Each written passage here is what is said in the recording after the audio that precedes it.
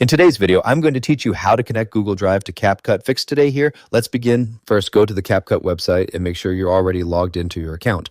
Once the dashboard loads, look at the top left corner and click the Create New button.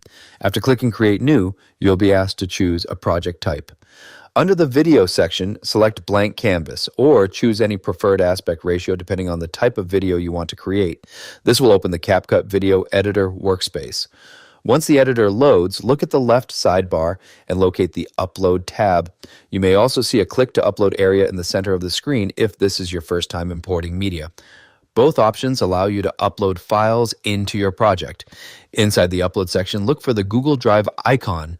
This icon appears alongside other cloud storage options such as Dropbox. Click the Google Drive icon to start connecting your Google Drive account. A prompt will appear asking you to link your Google Drive account.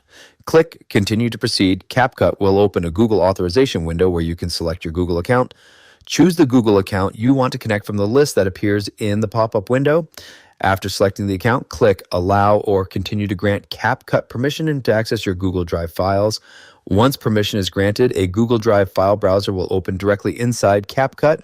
From here, you can browse through your folders and locate the file you want to import into your project. When you find the file you want to use, select it and click Import or Select. The media will then be added directly to your CapCut project so you can start editing it in your timeline.